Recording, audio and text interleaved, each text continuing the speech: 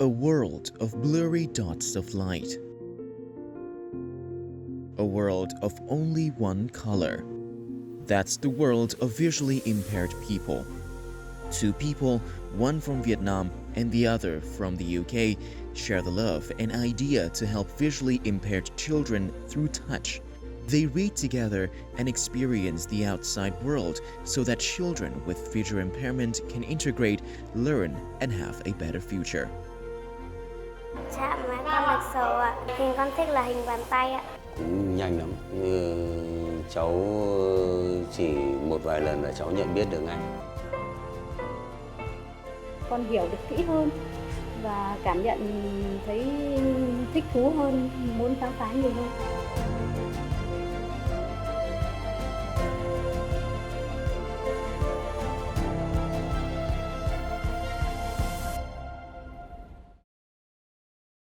For the first time ever, Vietnam has just had a library of tactile books for children with visual impairment. This is the fruit of many years of hard work and efforts of two women who are also our guests on Talk Vietnam today. May I introduce to you Ms. Chị Trịnh Thu Thanh and Louise France, who are co-founders of Sharing Stories, Sharing Life, and who now are running the Clever Hands Library for visually impaired children. Welcome to Talk Vietnam. Xin chào. Hello. So it took you 5 years to do research and to work for the project, right? Yeah. Yeah. So if you can use 3 objectives to describe about the process of making tactile books, what are those 3 words? Từ đầu tiên đó sẽ là mới mẻ. Bởi vì sách xúc giác lần đầu tiên được xuất hiện ở Việt Nam, được nghiên cứu và được làm một cách có hệ thống. Từ thứ hai đó là khó khăn, bởi vì nó là lần đầu tiên được xuất hiện ở Việt Nam, thế nên là chúng tôi đối mặt với khá là nhiều những cái khó khăn và những cái thách thức khi mà làm sách và mang sách xúc giác tiếp cận được với các bạn nhỏ. Và thứ ba đó chính là hạnh phúc. Khi mà chúng tôi nhìn thấy các tình nguyện viên chia sẻ cùng với nhau, làm sách cùng với nhau và nhìn thấy niềm vui của những em nhỏ khiếm thị được đọc những cuốn sách, và chúng tôi cảm thấy thực sự là hạnh phúc. So those are the 3 words. By Thanh, what about your 3 words? So for me, sharing, because we named our project Tactile Books Made for Sharing, because we want to share our love with the children. We want the parents to share their love when they share the books and to help the children understand the books. And also we share the experiences together as we go along the way. Right, so sharing. Sharing, yeah, yes. is definitely a very important word. I want to ask you about the process of doing research for this project. It took you 2 years. Thực ra là dự án này chúng tôi mất khoảng 1 năm rưỡi để triển khai công việc là nghiên cứu làm thế nào để có thể làm ra được một cuốn sách xúc giác. Khi mà chúng tôi làm việc trực tiếp với các bạn học sinh khiếm thị, đặc biệt là các em khiếm thị từ 0 đến 6 tuổi, và chúng tôi thấy rằng là thiếu vắng hoàn toàn những cái cuốn sách như thế này và thiếu vắng những cái hướng dẫn để làm sách. Vì vậy mà chúng tôi đã quyết định là chúng tôi sẽ bắt tay thực hiện cái dự án là làm sách xúc giác. Cái điều khó khăn nhất khi mà trong quá trình nghiên cứu là gì ạ? Trong quá trình nghiên cứu để làm sách xúc giác, bởi vì như từ đầu mình nói là sách xúc giác là lần đầu tiên được nghiên cứu một cách có hệ thống và có bài bản ở Việt Nam. Thế nên là đối với những người mà như chúng mình khi mà nghiên cứu làm sách thì chúng mình đối mặt với khó khăn rằng là không có bất kỳ một cái tài liệu nào bằng tiếng Việt hướng dẫn làm một cuốn sách xúc giác như thế nào ở Việt Nam. Chúng tôi đã thiết kế ra được một cái bảng kiểm các mức độ của sách xúc giác mà trên thế giới hoàn toàn không có. Và đối với mỗi một cái trình độ, với một cái mức độ của sách xúc giác thì chúng tôi có những cái bảng kiểm tra về từng kỹ năng của trẻ khiếm thị để có thể đáp ứng được với việc đọc sách xúc giác. Ví dụ như là trẻ cần phải có các kỹ năng vận động tinh như thế nào, trẻ cần có các kỹ năng lắng nghe ra sao, trẻ cần có kỹ năng hiểu các biểu tượng như thế nào để có thể đáp ứng được việc đọc sách xúc giác.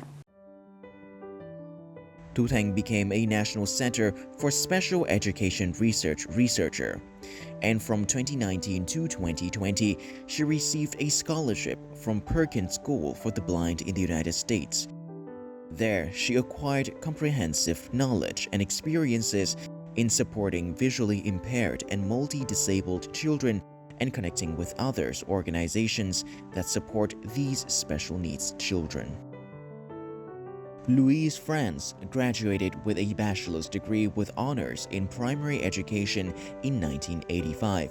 She first worked at a school for the blind in Liverpool and then at 3 other special schools. She also gained experience in the multidisciplinary field of functional vision assessment, specializing in children with multiple disabilities and cortical visual impairments. In 2006, Louise was awarded the Scottish Teaching Excellence Award. She came to Vietnam in 2013, applying her skills and experiences in the field of visually impaired education in Vietnam. Trịnh Thu Thanh and Louise France focus on developing the tactile handbook library and other support activities for visually impaired children. The Tactile Books Project for Visually Impaired Children won the Most Outstanding Award in Young Knowledge for Education in 2021, a central committee of the Union program organized by the Ministry of Education and Training. We talked about tactile books, but I know that it's very different from normal books, but I don't know how different it is. So maybe here, can you show me, demonstrate to me what a tactile book looks like? Actually, what we illustrate is really important. We choose the stories carefully. Mm-hmm. We want them to reflect Vietnamese daily life, Vietnamese culture, and not translated from Japanese, like many books are for children in Vietnam. Because children with visual impairment find it difficult to understand these tactile pictures. And if it's, for example, Japanese food, like sushi or something, they're not familiar with that. Yeah.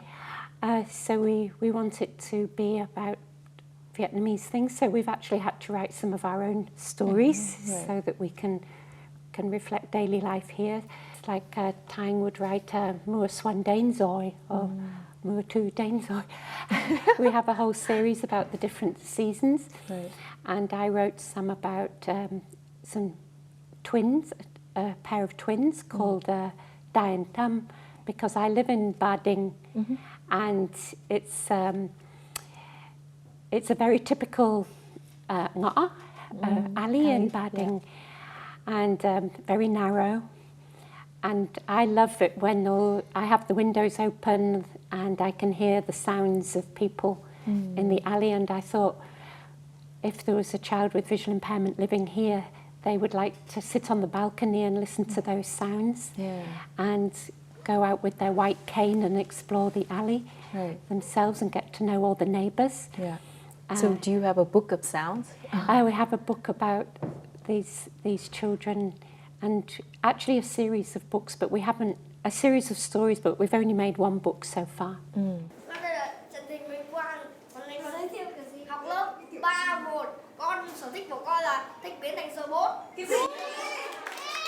This is one of many interesting activities held by Vietnam's first tactile library, Clever Hands Library, which opened in October 2022. The library has space for visually impaired children to read and for parents to read with their children. Furthermore, people can borrow books to take home to read with their families.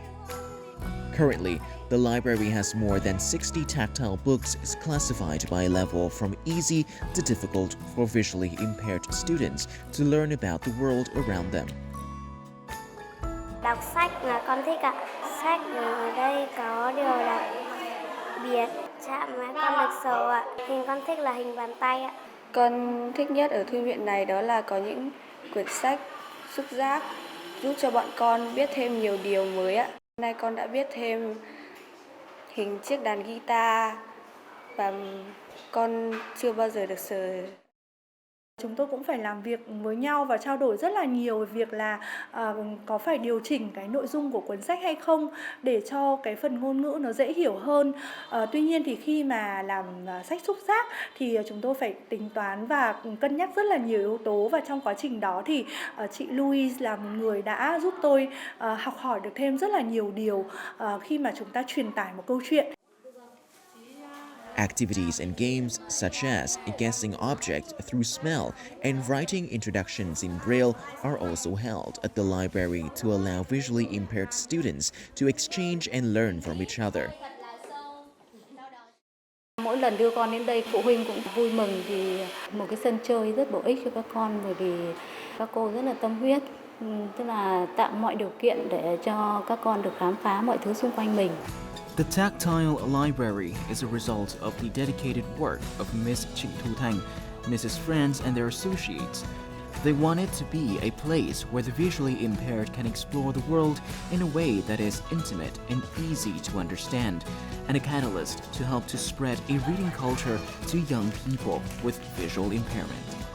Chúng ta cũng biết là sách xúc giác đem lại rất nhiều lợi ích cho trẻ em. Vậy thì chị có thể kể là những cái lợi ích của sách xúc giác đối với trẻ em khiếm thị là gì không ạ? Mình nghĩ rằng là sách xúc giác đối với các trẻ em khiếm thị nhỏ tuổi, đặc biệt là từ 0 đến 6, nó cực kỳ là tuyệt vời.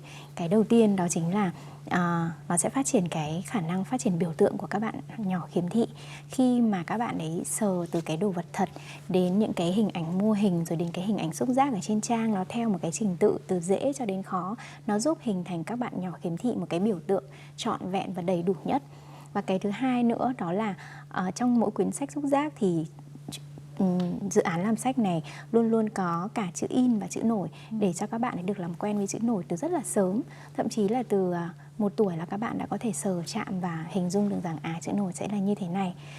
Một cái lợi ích nữa mà đối với sách xúc giác mà chúng mình tin chắc rằng nó là rất là tuyệt vời, đấy chính là trong mỗi một cuốn sách xúc giác thì dự án hướng đến là việc đọc sách thì luôn luôn là chia sẻ giữa ông bà, cha mẹ và anh chị em, hoặc là các bạn sáng mắt rồi các thầy cô giáo với các bạn. Khi mà trẻ em khiếm thị được cái cơ hội chia sẻ đọc sách cùng, được bố mẹ ông bà hướng dẫn sờ xem đây là cái gì, nó có độ giáp như thế nào, nó có mùi thơm ra sao, rồi kết nối những cái hình ảnh ở trong câu chuyện với cái trải nghiệm thực tế của các bạn, giúp cho các bạn ấy liên tưởng và các bạn ấy kể các câu chuyện của mình, thì đấy là một điều rất là tuyệt vời. How long does it take for you to make one book? Maybe about 2 months. 2 months. Yeah, we're trying to be quicker to make it in 1 month. Right. Now the children are starting to come very often. That's great. And I think they must be asking, please can we go to the library again? And so when we see them coming back again, we feel really happy about that. Yeah, congratulations. Yeah, it's a very meaningful platform for them to share the reading together. Yes. What do you expect next after, the opening of the library, Clever Hands Library? Early literacy is one of our passions, but we know it's not just literacy, but all aspects of a child's development. It needs to start as early as possible. So we want to start a program of supporting parents really from diagnosis onwards, and do home visiting so we can support the family at home so that they can interact with their own child rather than us doing the teaching. They realise they are the key to their child's progress and development. So we can help them with ideas for play and how to observe their child's play so they know what to encourage and what to expect next, and providing appropriate things for the child to play with. And Tang knows a lot about orientation and mobility, so to help the children be mobile from as young as possible. Right. We are also, in my experience, parents really want to know, what can my child see? It's very rare a child is completely blind, as I said before, so maybe the doctors have said, taken some measurements or something, but it's not really meaningful in terms of what the child can actually see at home. So with a functional visual assessment, then we can do it together with the parents so that they can understand maybe about their field of vision. Is it better on the left or the right, the upper field or the lower field? About high contrast, what a difference it makes. Are there any colours the child prefers? How to present things to the child in the most likely way that they can see it.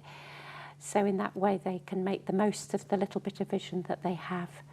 So because it's the brain really that does the seeing, interpreting the messages it gets from the eyes. So if we can help the child make sense of what they're seeing, they can make the best use of it. That's so beautiful. Yeah, I think it's a very nice way to put it. Every Tuesday, Nguyễn Phương Lan prepares needles, threads, and a few other items for this special task. Although busy running a clothing shop, Lan has spent time doing this for over 2 years. Nguyễn Phương Lan and her friends work here making tactile books for visually impaired children. Thực ra mỗi một trang mọi người đều dồn rất là nhiều tâm huyết vào đây ấy. Cho nên là trang nào nó cũng có cái đặc sắc, ví dụ như là cái trang đầu tiên chẳng hạn. Cái gối này nó cũng như gối thật mà mình nằm luôn. Cái chăn này cũng thế, cái chăn này cũng là chăn trần bông. Cái rèm này cũng thế, cái rèm này cũng thể kéo ra kéo vào được. Đây là chiếc túi mà mình tự tay làm và mình đã phải lựa chọn một cái khóa nó rất là trơn, nó rất là bền, rất là tốt để khi các em sử dụng và sờ rất là nhiều lần thì nó sẽ không bị hỏng. Thời gian đầu khi mới làm sách là nhóm mình cũng khá là khó khăn, bởi vì là cái việc làm sách cho trẻ khiếm thị nó lại đặc trưng, nó khác với cả mình bình thường. Nên là thời gian đầu nhóm mình làm sách hơi chậm. Thời gian đầu thì có những khi phải mất đến 3 tháng mới xong một cuốn sách. Thế khi xong một thời gian khoảng độ 1-2 năm sau ấy, cái tốc độ và cái thao tác của mình nó thuần thục hơn thì đến bây giờ có thể nói là có những lúc mà nhóm có thể làm được 1 tháng một cuốn sách. But time is not their biggest obstacle. It is finding suitable materials so the children can imagine and visualize the objects attached in the books. Chất liệu thì cả nhóm sẽ tìm ở xung quanh hoặc là đi mua, hoặc là mọi người cùng hỗ trợ để tìm xung quanh xem có những cái đồ gì mà mọi người không dùng để nữa mà phù hợp với cả cái cuốn sách đấy thì mọi người sẽ gom lại, giữ lại để sử dụng trong những lần tới, như là vải này, thùng các tông này, chỉ này, rồi hột hạt cườm bằng gỗ này, rồi là những cái vỏ chai, vỏ sò hoặc là lắp chai nhựa. Bản thân các em là nhìn nó không rõ ấy, hoặc là không nhìn thấy gì ấy, thì cái trí tưởng tượng nó nhiều khi là nó, nếu mà không thật lắm thì tưởng tượng nó hơi khó. Cho nên là bọn mình đã cố gắng là tìm tất cả những cái, kể cả từ cả nguyên liệu hay từ cả mọi cái hình dáng các thứ là nó gần với lại đời sống thật nhất. Depending on each book's topic, the whole group will work together and develop ideas to bring a real-life feel to their books. Each page also conveys the love the tactile book-making team wants to share with their visually impaired readers. Mắt nhìn thấy các em sử dụng cái cuốn sách của mình, cảm thấy cái hành động, cái công sức của mình ấy, nó rất có ý nghĩa. Nó không chỉ là mình vì sở thích nữa mà mình cảm giác là mình phải làm để cống hiến. Bởi vì các em mới cần mình. Một trẻ em bình thường ấy, các em ấy có thể có đến hàng mấy chục cái quyển sách, nhưng mà các em khiếm thị thì chỉ có mấy quyển sách thôi.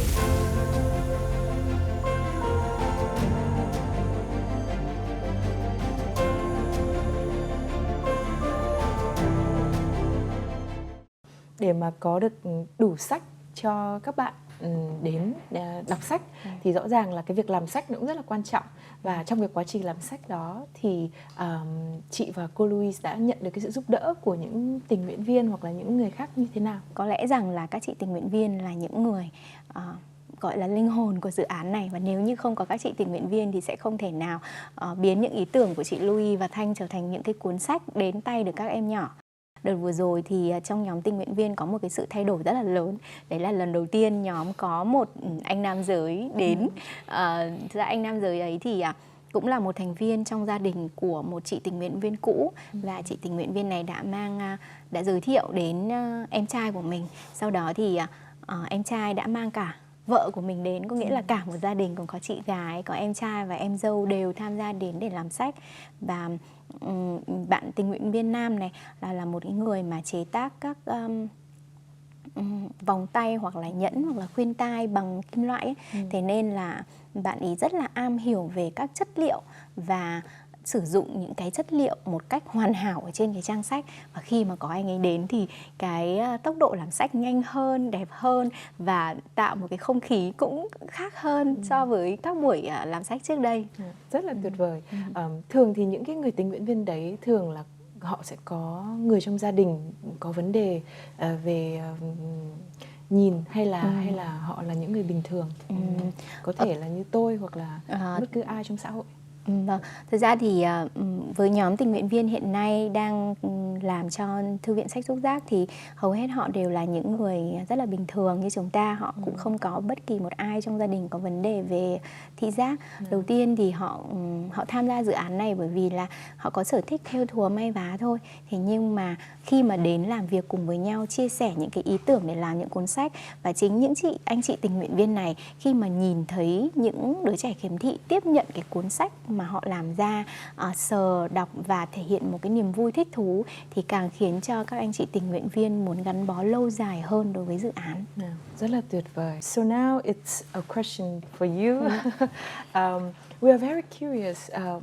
Why did you choose Vietnam? And you came here 9 years ago. Yes. So what brought you to Vietnam, Louise? Well, my husband was, when he was only 50 years old, he had early retirement from his job in Scotland. And so we were actually coming on holiday to Vietnam, and we thought, shall we explore our children are grown up, and shall we do something different, a real adventure? So as we were coming here, we explored some opportunities to volunteer.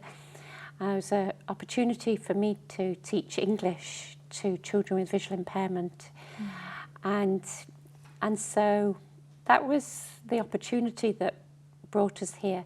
But when we came, I just thought, no, we really need to learn Vietnamese. And we had, so we focused on learning Vietnamese. And I started volunteering at the early intervention class at the Nguyen Dinh Cheo school. And I thought, this is such a big need, and this is my experience. So teaching English, many people can do that. Right. So I never did take part in that particular project. And after 2 years, we were having such fun here in Vietnam that we decided that not to go back. And it's been very meaningful to volunteer here. When the opportunity came for me to volunteer at the Vietnamese Institute of Educational Science, and that's where Thanh and I and the other researchers with visual impairment could work together. And I'd already made some books for the early intervention project. At that time, my language study had finished, so I had my own work permit teaching English to children. And although I enjoyed doing that very much, it was always difficult to manage my time because this was my real passion. So about 18 months ago, my husband said he agreed that he would support us and I could just be a dependent upon him and focus my time and energy on this because it's very meaningful. In learning and communicating, visually impaired children face many difficulties because they cannot visualize, remember, and accurately recognize things like sighted children. Therefore, we can only teach children to receive information through the remaining senses. They can be taught with audiobooks instead of print books. They can benefit by using touch with our tactile books. They can learn Braille. Many studies show that early intervention between birth and age 6 will minimize the negative impact on visually impaired children's development and help them lead healthier lives. Appropriate early intervention for children with visual impairments plays an important role in their integration into the community. Chị thấy những cái kiến thức mà ở Việt Nam chúng ta cần ấy, có thể là học hỏi từ những chuyên gia mà chuyên dạy những cái trẻ em bị khiếm thị hoặc là những trẻ em khuyết tật, giống như là cô Louise ở đây thì có rất là cần thiết hay không? Và là một người đồng nghiệp cũng như là một người bạn rất là thân của cô Louise thì chị có nhận xét như thế nào về những đóng góp của cô trong cái việc là giúp đỡ các trẻ em khiếm thị ở Việt Nam? Thanh nghĩ rằng Thanh học được rất nhiều thứ từ chị Louise. Cái đầu tiên đó chính là về cái công tác can thiệp sớm dành cho trẻ em khiếm thị. Làm thế nào để cho những người làm việc với trẻ em khiếm thị và cha mẹ có thể quan sát được đứa trẻ của mình đang làm gì, đang mong muốn gì, rồi thì cái cách mà mọi người có thể chơi với một bạn trẻ khiếm thị là như thế nào. Rồi thì một cái khái niệm rất là mới ở Việt Nam, đấy là khái niệm thăm nhà. Chứ ở các nước phương Tây thì các chuyên gia thì sẽ đến nhà, quan sát đứa trẻ ở nhà và hỗ trợ cha mẹ ở nhà, bởi vì cái môi trường gia đình chính là cái môi trường quen thuộc nhất, thân thuộc nhất với đứa trẻ để có thể là bộc lộ các kỹ năng cũng như là để học các kỹ năng mới. Và chị Louise ở đây thì có cực kỳ là nhiều những cái kinh nghiệm về các chuyến thăm nhà dành cho trẻ, thì Thanh sẽ học được rất là nhiều điều từ chị Louise. When you learn Vietnamese and then when you talk to the Vietnamese children, and they call you Bác Louise, right? Yes, well, the first little girl I got to know, her mother, she was M and I was Chị, because she was a little bit older mother than usual. So therefore, the little girl, I was back to the little girl. I just thought I would be back to all the children. I didn't realize that I should be ba to all the others. So then when other children called me ba, I was thinking, no, I'm back to you.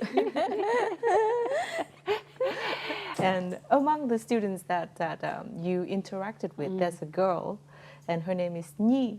And I know that there's a special story between you and Nhi. So can you recall it? Yeah, I can remember when I was first in that class, the early intervention class. I'd been there a few months already when she started coming along with her grandmother. And she cried and cried and cried. And her grandmother really persevered. She would pick her up and comfort her and sit with her. She was so patient. And I think the little girl Nhi would carry on crying, maybe for quite a few months. It wasn't, the problem didn't go away overnight. It was just a strange experience. I think at that time she was maybe about 10 months old. So she was very young. Yeah. And she could sit up. She couldn't walk yet. So she would sit on her grandmother's knee and cry. Whenever the teachers tried to interact with her. But the grandmother kept bringing her, and gradually she got accustomed to it. Like, to move the story a bit further on, when that class closed down, the teacher was teaching privately, and I used to go along to her class. The teacher was called Tam.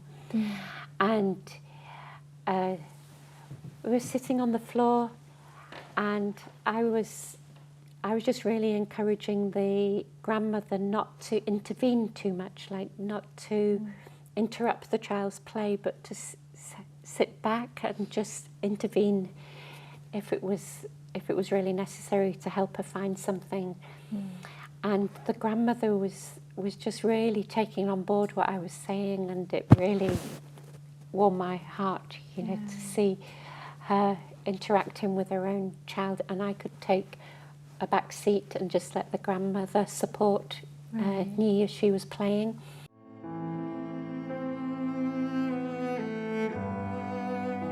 Bé sinh 2013. Sau một tháng thì là phát hiện ra là cháu có vấn đề về mắt. Biết tin cháu bị như thế là cũng rất là tâm trạng bất ổn. Yến Nhi's family felt uneasy for many months. Eventually, the family sought early intervention so that she could develop her other senses, such as sound and touch.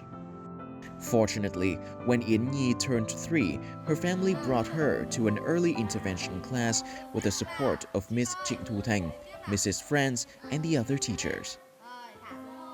Lúc bây giờ bà Louise bà cũng rất là nhiệt tình, và đến thì là giao lưu, giao tiếp, rồi là có những cái chương trình mà nhận biết để cho các cháu nhận biết được cái đồ vật xung quanh. Không, những cái định hướng nó có nhiều chương trình lắm. Biết về xúc giác về tay, sờ và cảm nhận, rồi là định hướng di chuyển, có thể là đứng để vỗ tay để nhận biết được cái hướng đi. Những cái rất là cơ bản để trong sinh hoạt hàng ngày.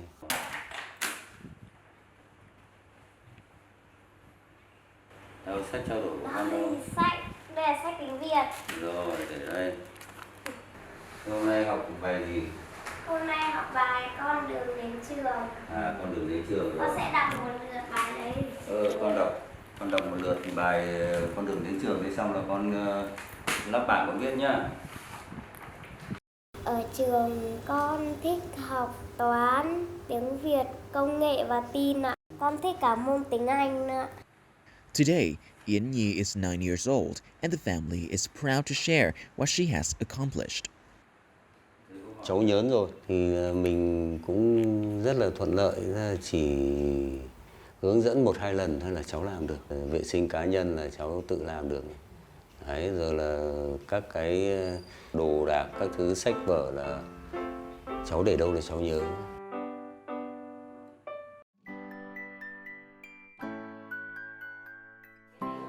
Mrs. France and Miss Thu Thanh have ensured many visually impaired children get early intervention.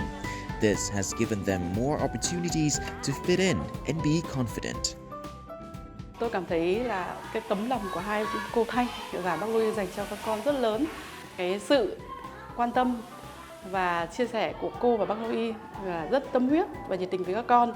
Ngay từ những cái cử chỉ, cô hướng dẫn các con rất là nhiệt tình. Đây là các bạn có tật về mắt, như nhiều bạn lại có những cái đa tật không phải nguyên về mắt. Tấm lòng của các cô ấy thì các cô luôn kiên trì và hướng dẫn cho các con để con nào cũng có thể hiểu được.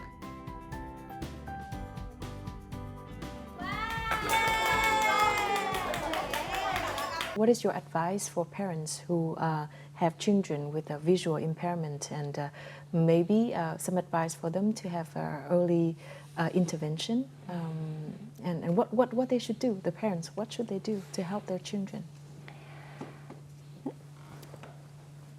Well, I think what seems to happen at the moment is that in the preschool year they're concerned about finding a school for the child to go to, and but they haven't sought any help up until that point, and they've just done their best going it alone, and maybe, I don't know, maybe some might search on the internet or something, I don't know, but basically they're doing it by themselves, and I really hope that they would seek help from the earliest time, like as soon as they have a diagnosis, then we hope that we can link with doctors, and doctors can know about us so that we can get involved really quickly.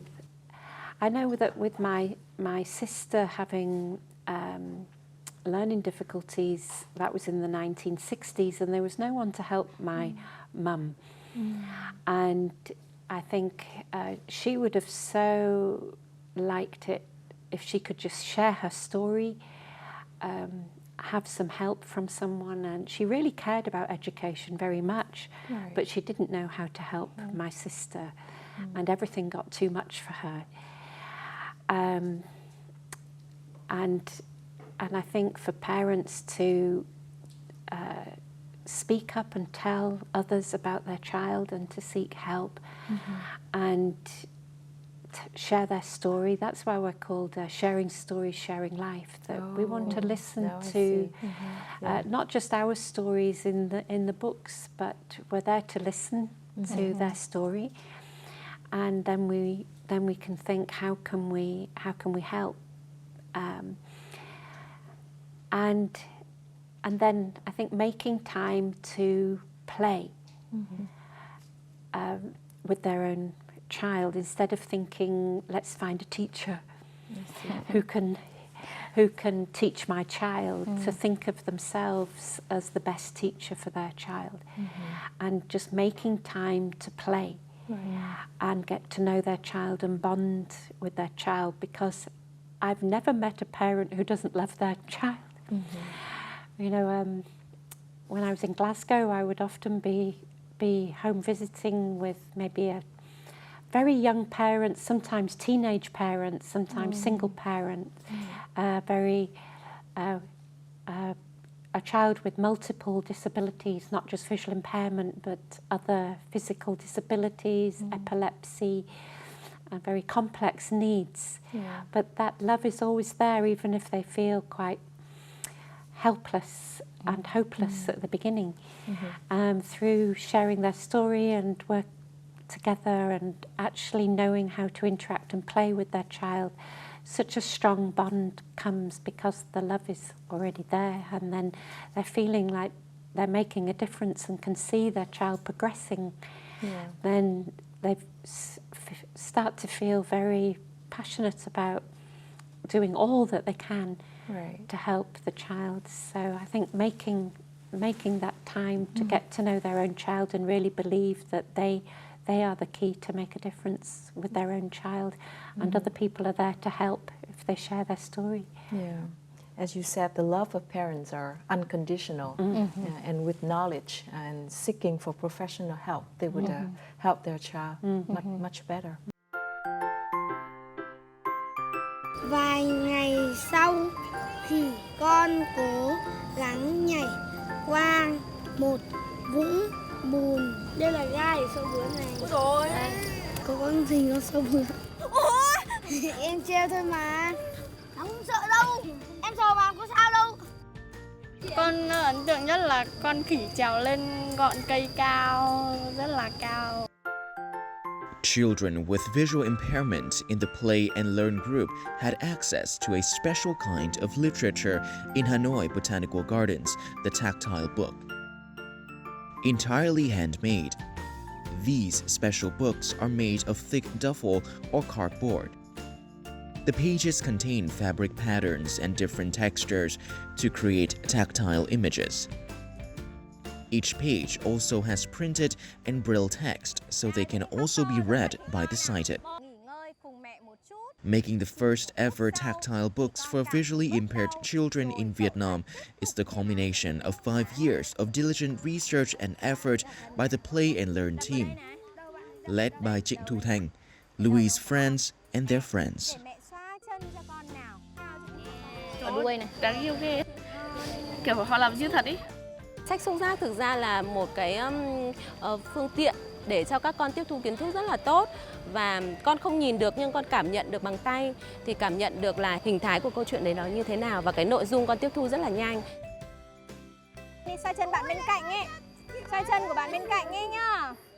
Như cái tên Play and Learn thì nó cũng đã nói lên tất cả, tức là learn from practice, đúng không ạ? Vậy thì chị có thể nêu một vài những cái ví dụ của Play and Learn, ví dụ như là hình như nhóm cũng đã đưa các bạn đến vườn bách thảo để trải nghiệm ở đó, đúng không ạ? Play and Learn thì có cũng tương đối đa dạng các hoạt động, thế nhưng mà hoạt động chính đó là vui chơi với trẻ theo từng chủ đề, và trong từng chủ đề thì sẽ là tối đa phát triển các giác quan còn lại của trẻ khiếm thị, ví dụ như là phát triển khứu giác, phát triển vị giác, phát triển xúc giác, rồi học một vài những cái kỹ năng đặc thù của trẻ khiếm thị, ví dụ như là định hướng di chuyển, cũng như là quan trọng nhất đó là cái kỹ năng phát triển tình cảm xã hội với các bạn học sinh khiếm thị. Đồng thời thì Play and Learn cũng là cái cầu nối giữa việc kết nối với các trung tâm tiếng Anh hoặc là kết nối với các trung tâm mà dạy âm nhạc, thì cũng sẽ là giới thiệu các bạn nhỏ của Play and Learn tham gia các câu lạc bộ này.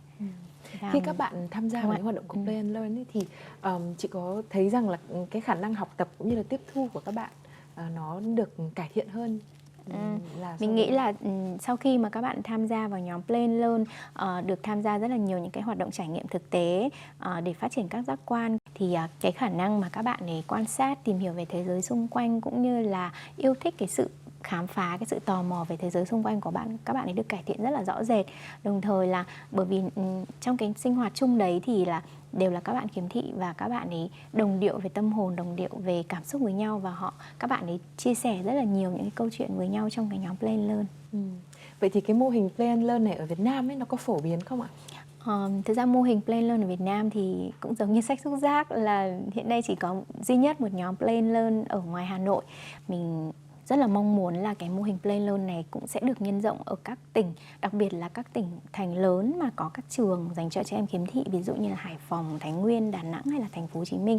Phải cần có một người chắc là cũng phải đam mê với các hoạt động hỗ trợ trẻ em khiếm thị, phải dành tương đối là nhiều thời gian và cái công sức để kết nối với các những câu lạc bộ hỗ trợ khác nữa.